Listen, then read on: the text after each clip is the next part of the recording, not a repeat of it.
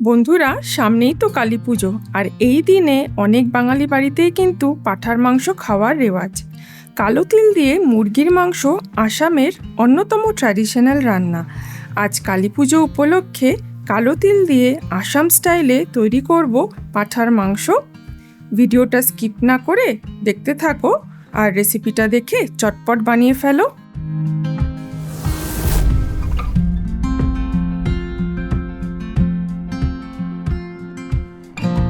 এখানে নিয়েছি রেওয়াজি পাঁঠার মাংস। খুব ভালো করে ধুয়ে পরিমাণ মতো নুন, হলুদ, লঙ্কা গুঁড়ো আর একটু সর্ষের তেল দিয়ে মেখে ম্যারিনেট করে নেব 1 থেকে 2 ঘন্টার মতো। বন্ধুরা, এই রেসিপিটা কিন্তু অবশ্যই তোমরা ট্রাই করো আর ভালো লাগলে কমেন্ট করে জানাতে ভুলো না। বাকি উপকরণগুলো চটপট দেখে নিই। ফোড়নের জন্য নিচ্ছি 2টো শুকনো লঙ্কা আর একটা তেজপাতা, 2টো বড় সাইজের পেঁয়াজ কুচোনো,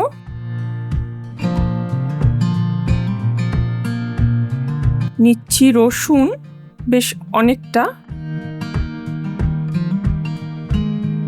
নিচ্ছি আদা কুচি 1 চামচ, কালো তিল 3 টেবিল চামচ, আর নিচ্ছি আস্ত গরম মশলা, তার মধ্যে এলাচ, দারচিনি, কিছু গোলমরিচ রয়েছে,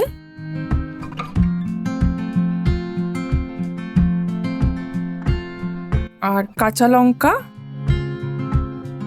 একটা মিক্সিতে রসুন, আদা, কাঁচা লঙ্কা আর তিলটা সামান্য নুন দিয়ে খুব ভালো করে মিহি করে বেটে নিচ্ছি। এবার মিশ্রণটা একটা ছোট বাটিতে ঢেলে নিলাম। কড়াই গরম হয়ে গেছে, দিয়ে দিচ্ছি পরিমাণ মতো সর্ষের তেল। ফোড়নের জন্য শুকনো লঙ্কা তেজপাতা দিচ্ছি। এবার পেঁয়াজ কুচিটাকে ছেড়ে খুব ভালোভাবে সোনালি করে ভেজে নেব।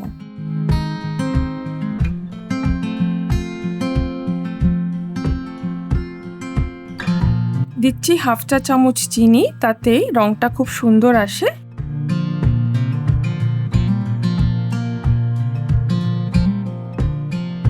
এবার ম্যারিনেট করে রাখা মাটনটা দিয়ে দিচ্ছি।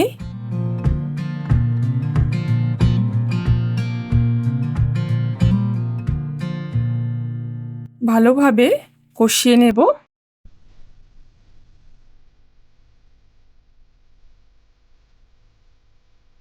প্রায় 10 থেকে 15 মিনিট কষানো হয়ে গেছে।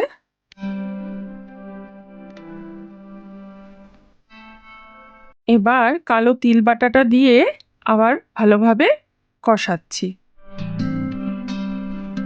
কালো তিল বাটা দিলে রান্নাতে কিন্তু খুব সুন্দর একটা ঝাঁঝালো স্বাদ আসে আর একদম অন্যরকম খেতে হয়।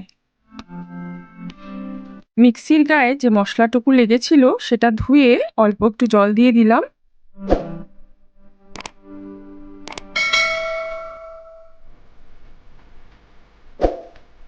দিচ্ছি 1 চা চামচ ধনে গুঁড়ো, 1 চা চামচ জিরে গুঁড়ো আর 1 চা চামচ কাশ্মীরি লঙ্কার গুঁড়ো। মশলাটা দিয়ে আরও খুব ভালোভাবে কষিয়ে নেব।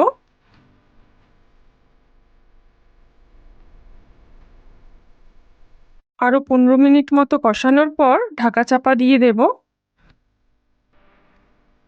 ঢাকাটা খুলে নিলাম। দেখো, খুব সুন্দর মশলাটা সাতলানোর পরে তেল বেরিয়ে গেছে।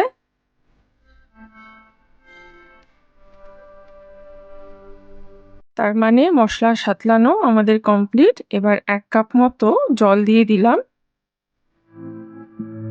একদম আঁচটা সিম করে 40 মিনিটের মতো ঢাকা চাপা দিয়ে দিচ্ছি। পুরো মাংসটাই দমে রান্না হবে।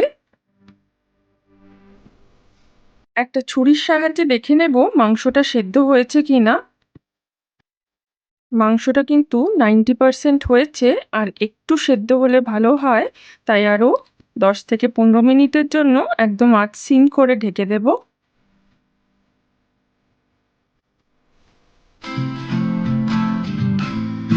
এবার কিন্তু মাংসটা খুব ভালো সেদ্ধ হয়ে গেছে, আর দেখো গা থেকেও তেল ছেড়ে এসছে। সবশেষে ছড়িয়ে দেব কাঁচা লঙ্কা, আর মাংসটা কিন্তু পরিবেশনের জন্য রেডি।